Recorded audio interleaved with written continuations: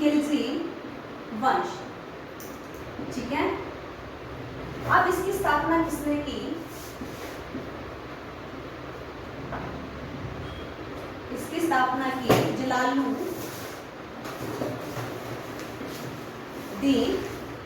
खिलजी ने।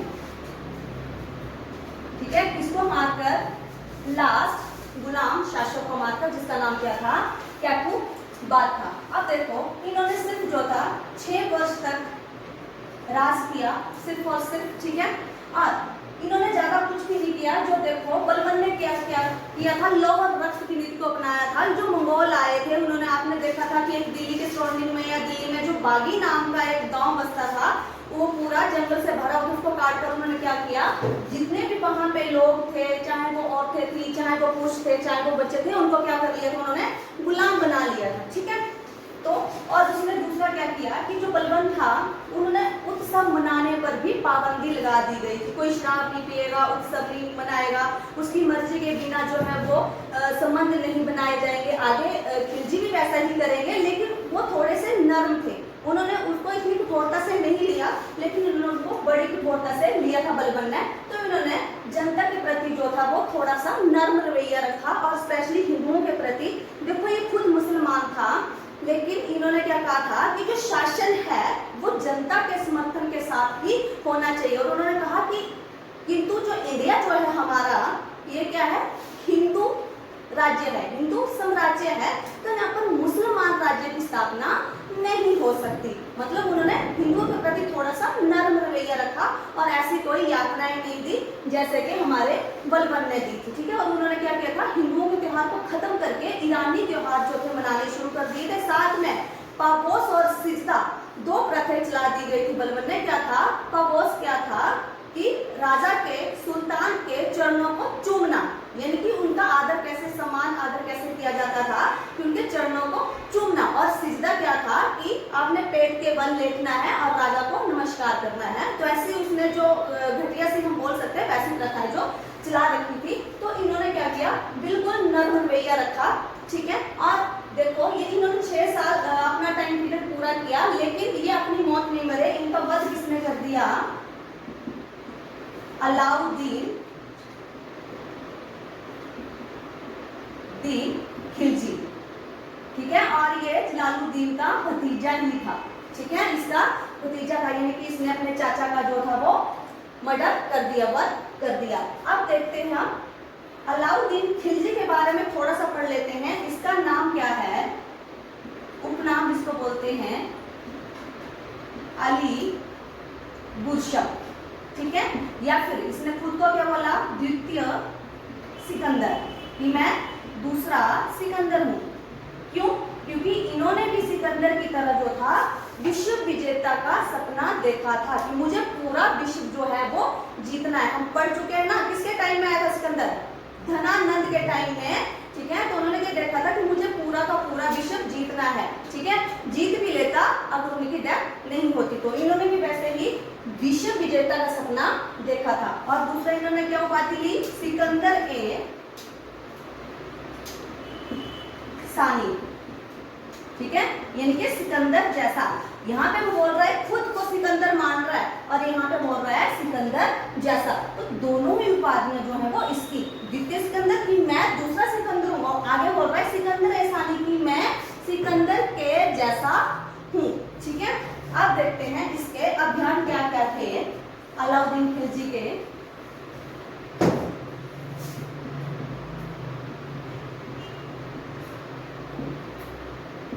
इसके अभियान या फिर युद्ध। ठीक है, सबसे पहले हम पढ़ेंगे 1299। इन्होंने क्या किया? गुजरात पर हमला किया। और उस टाइम वहां का राजा कौन था?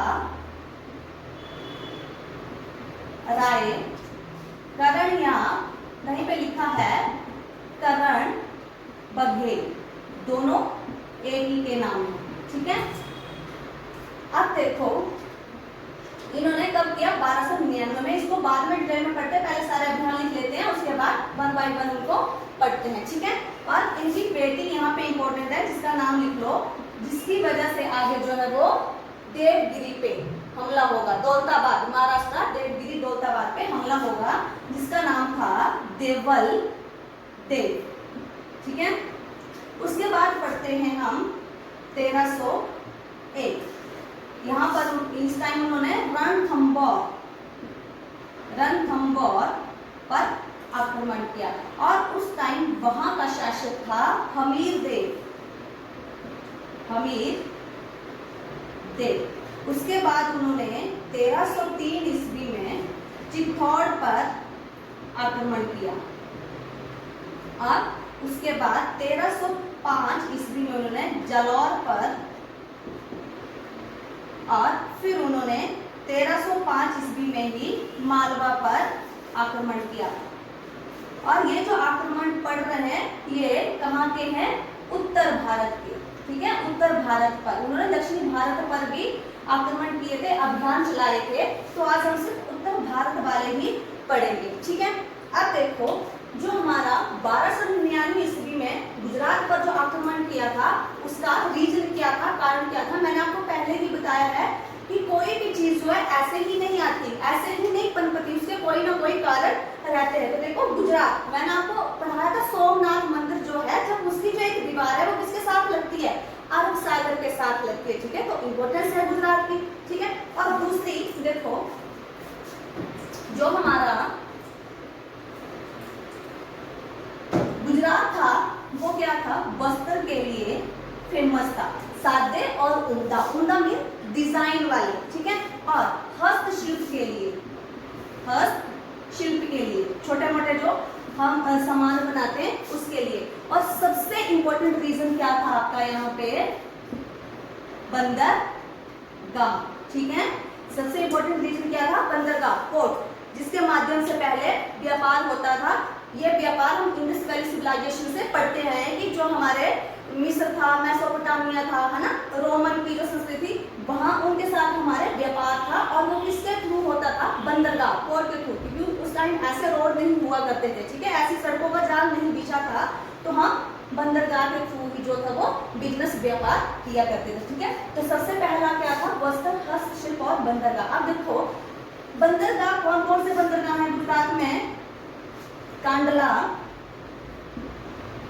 ठीक है, उसके बाद कौन है? पोरबंदर। कौन सी जगह ये पोरबंदर? किस नेता का जन्म यहाँ पर हुआ था पोरबंदर में? गांधी जी हमारे। ठीक है, तो देखो ये जो हमारे बंदरगाह थे इनके थ्रू हम क्या करते थे? व्यापार करते थे। और इनके थ्रू हम कहाँ व्यापार करते थे? अफ्रीका, चीन, दक्षिणी पूर्व। ठीक है, ये जो लोग थे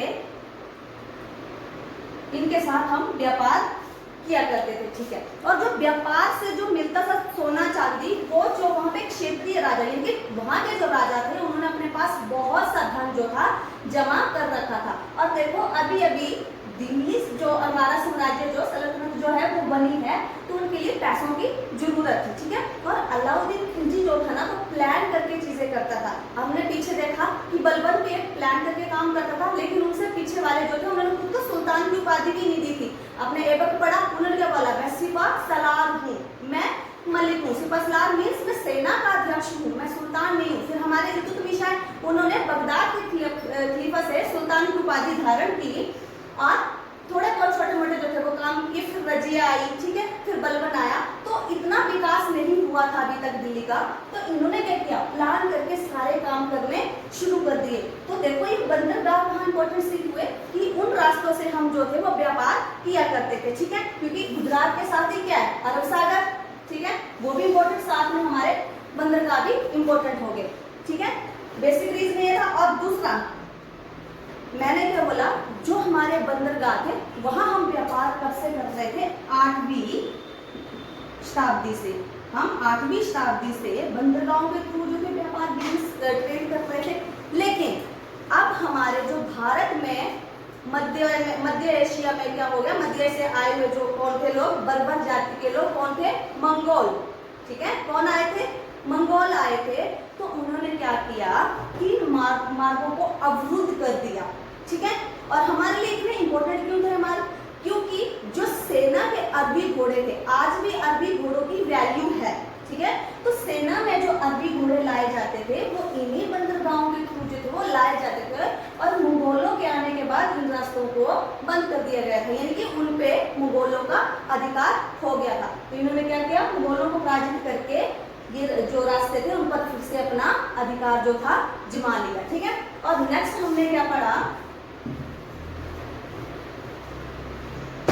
नेक्स्ट हमारा 1301 का अभियान जो काम का था रणथंभौर का, ठीक है। और उस टाइम वहां का राजा कौन था, हमीर देव, ठीक है। अब इन्होंने रणथंभौर पे आक्रमण क्यों किया, इसका कारण क्या था, तो देखो इसका कारण था गुजरात, ठीक है। बेसिक जो इसका कारण था वो था गुजरात। अब आप देखते हो मैप में कि देखो यहाँ पे क्या है गुजरात, यहाँ पे क्या है राजस्थान, तो वहीं आते हैं रणथंभौर, ठीक है। और यहाँ जैसे पे है दिल्ली। तो जब अलाउद्दीन खिलजी ने गुजरात पर आक्रमण जब किया था, ठीक है, तो वो यहाँ से सीधा आया था, और शायद वो राजस्थान पे रणथंभौर पे आक्रमण नहीं करता, लेकिन जो लूट का धन था, जो लूट का धन था, यानी कि जो उन्होंने राजस्थान से जो धन लूटा, मैंने आपको पहले बताया राजस्थान की आज भी वैल्यू है, उस टाइम पे थी, क्यों, वहां पे सोमनाथ मंदिर है, और आपको पता है सोमनाथ मंदिर को किसने लूटा था, गजनबी ने 1025 में, और भीमदेव प्रथम ने उसका निर्माण करवाया था दोबारा से। फिर कुमार नाम का एक राजा आया था, उसने भी दोबारा से निर्माण करवाया था। तो आज भी सोमनाथ मंदिर वैसा ही हो गया था, इस टाइम में सोमनाथ मंदिर की वैल्यू फिर से वही हो गई थी।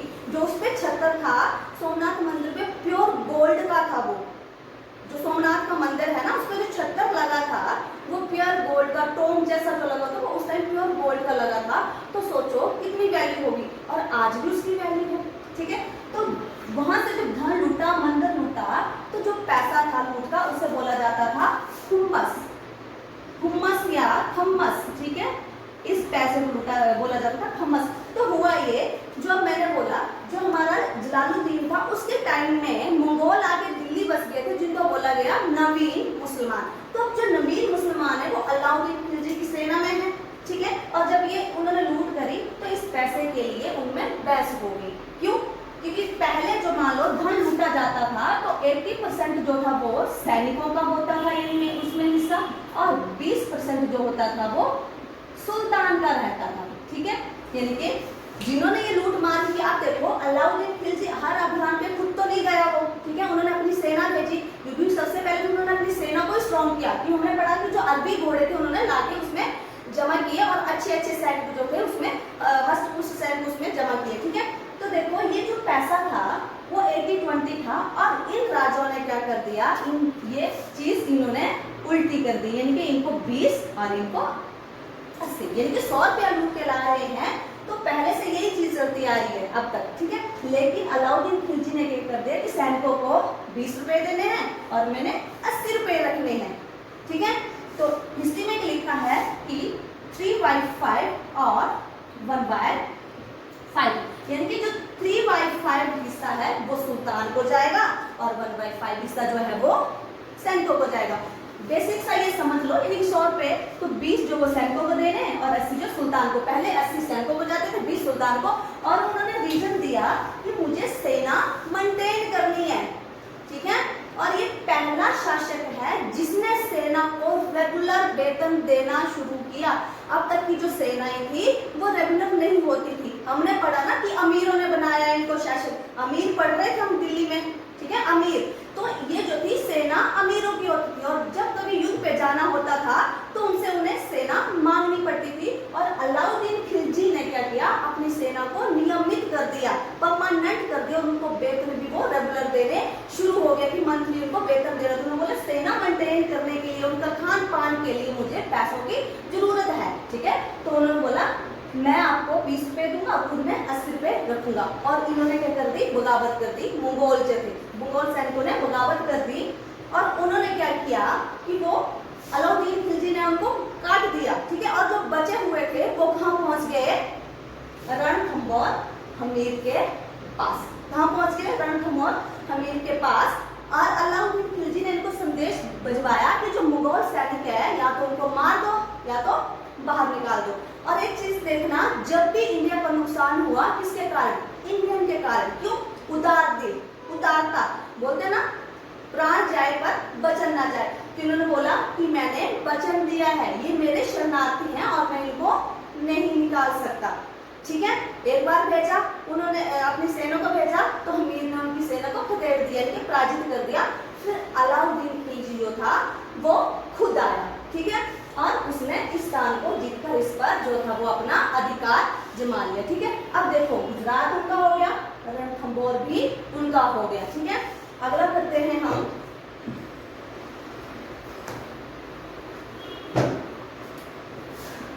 1303 चित्तौड़, ठीक है।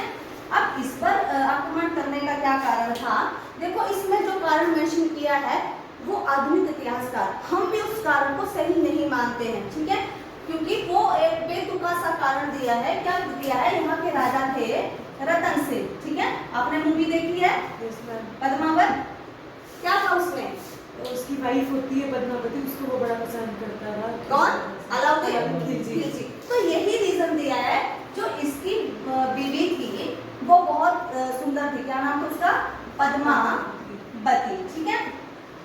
और इसके साम्राज्य में, रतन सिंह के साम्राज्य में एक पंडित था राघव, ठीक है। उसने ये वाली सूचना किसको दे दी, अलाउद्दीन खिलजी को। उसने बोला तुम्हारा दिल्ली पे राज करने का कोई मतलब ही नहीं रहता अगर तुम इस रानी को प्राप्त ना कर लो, क्योंकि उनको आज भी, आज के टाइम में भी आप अगर देखो तो इतिहास में विश्व में 3 ही सुंदरियां मानी जाती हैं। कौन, एक पद्मावती, एक करुणावती और तीसरी संयोगिता। कौन थी संयोगिता, याद है कुछ, राय पिथौरा, पृथ्वीराज चौहान तित्ते की बीवी थी, जयचंद की बेटी थी, जिसके कारण उन्हें गौरी को भारत बुलाया आक्रमण करने के लिए। तो इन 3 औरतों का जो भी जिक्र होता है हम पढ़ते हैं और पढ़ाते हैं। तो ये बहुत खूबसूरत थी और इसको पाना अलाउद्दीन खिलजी का मकसद बन गया, जिंदगी का मकसद बन गया कि मुझे ये चाहिए, ठीक है। तो इसी रीजन से इन्होंने क्या किया, यहाँ पर आक्रमण किया। क्लियर होगी ये चीज। लेकिन आप एक चीज देखो कि ये जो पद्मावत जो आपका, इससे रिलेटेड जो है पद्मावत, ये लिखा गया है 1540 में, ठीक है। और एक इसमें लिखा है मलिक मोहम्मद जायसी ने, ठीक है। अब देखो ये घटना कब की है, कब से पढ़ रहे हैं हम, 1303 की। और ये कब लिखा जा रहा है, इसकी रचना कब हुई है, 1540 में। तो तुम खुद सोचो कि इतने टाइम, कितना लगभग कितना टाइम हो गया, 200 नॉर्मल एक लेके चलते हैं 200 साल, 230 या 37, तो उतने टाइम क्यों नहीं लिखी गई है पद्मावत। तो कहीं ना कहीं ये इस रीजन को जो इतिहासकार है, जो विद्वान है, वो नहीं मानते हैं कि ऐसा कुछ हुआ होगा, ठीक है। उसने वो उत्तरी अभियान पे चला था तो उसको जीतना उसके लिए इम्पोर्टेंट था, क्योंकि उसको जीतने के बाद ही वो दक्षिण भारत की तरफ जा सकता था, ठीक है। तो रीजन तो ये दिया, लेकिन हमें वो सही नहीं लगता, ठीक है। उसके बाद पढ़ते हैं हम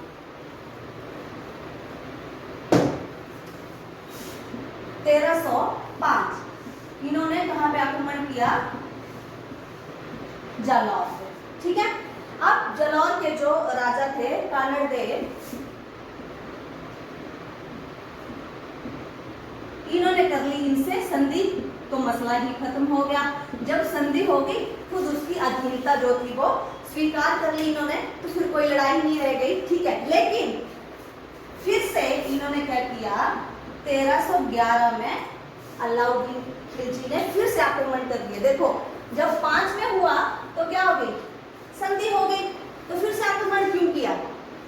अब देखो इनका बेटा था बीरम देव, क्या नाम था उनका, बीरम देव, ठीक है। और अलाउद्दीन खिलजी की बेटी थी जिसका नाम था फिरोजा, क्या नाम था, फिरोजा। जब यहाँ पे संधि हुई तो कानड़ देव ने अपने बेटे को दिल्ली भेज दिया, उनकी शरण में भेज दिया कि वो वहीं रहेगा सैनिक भूमि के। तो उन्होंने वहां भेज दिया और वहां पे फिरोजा जो थी वो उसको पसंद करने लगी और उसके आगे शादी का प्रस्ताव रखा। ठीक है, वो नहीं माना। फिर उन्होंने अपने फादर से बात करी, पिताजी से बात करी, तो अलाउद्दीन खिलजी ने उनको विवाह के लिए मजबूर किया। तो वहां से वो भागकर कहाँ आ गए, अपने साम्राज्य में आ गए। ठीक है, और उन्होंने अपने पिता से सारी चीज बताई, तो पिता ने भी इनकार किया। ठीक है, तो इसलिए उन्होंने 1311 में जो था फिर से आक्रमण किया और इनमें जो थे ये कानड़ देव और कौन, बीरम देव, ये दोनों मारे गए। और अब इस क्षेत्र पर भी अलाउद्दीन खिलजी का जो था वो अधिकार होता गया। देखो, इसकी किस्मत का हो या इसकी प्लानिंग का हो, जो कि बहुत ही मजबूत थी, जिससे वो हर कदम पे उसको सफलता जो थी वो मिल रही थी। ठीक है, और आज का जो लास्ट है वो है आपका मालवा। ठीक है, मालवा। और इनके राजाओं ने भी यहाँ से इनसे जो थी वो संधि कर दी खिलजी के साथ और इस क्षेत्र पर भी उनका अधिकार हो गया। तो ठीक है, आज हमने इनके जो थे वो उत्तरी अभियान पढ़े। कल हम पढ़ेंगे इनके दक्षिण अभियान, फिर उनकी भू व्यवस्था कैसी थी। ठीक है, कैसे क्या था, बाजार नियंत्रण कैसे था, क्योंकि अलाउद्दीन खिलजी ने जो सुधार किए थे उनको हम आज भी देखते हैं। जैसे हमारी राशन कार्ड, डिपो में सामान लेने जाते हो, राशन कार्ड बनते हैं। ठीक है, तो उन्होंने चलाए। फिर एक और चीज, आज जो आपके आर्मी भर्ती के लिए जाते हो वहां पे क्या आपका हुलिया लिखा जाता है, जो आपका मेजरमेंट होती है कितने इंच का है, क्या है, वो है हुलिया, उसको बोलते हैं हुलिया लिखना। तो उनकी प्रथा भी चलाई थी। क्यों, क्योंकि उस टाइम पे क्या होता था, जैसे किसी का पिता सेना में है तो कई बार वो अपने बेटे को भेज देता था सेना में, कई बार वो अपने किसी रिश्तेदार को भेज देता था। तो इस चीज को कम करने के लिए, खत्म करने के लिए खिलजी ने क्या किया, हुलिया लिखने की प्रथा चला दी। और दूसरी, घोड़े दागने की। घोड़े दागने की क्या बात है कि उन्होंने क्या किया, जो देखो अरबी घोड़े जो है आज भी बहुत महंगे बिकते हैं। ठीक है, और उनकी वैल्यू है। ठीक है, तो क्या करते थे सैनिक, जैसे मान लो 8 रुपए में घोड़ा आया, अलाउद्दीन खिलजी ने 8 रुपए में घोड़ा लिया, तो वो सैनिक उसको बाजार में 5 या 6 में बेच देते थे। पर बोलते जी घोड़ा मर गया, तो उसको फिर से घोड़ा लाना पड़ता था।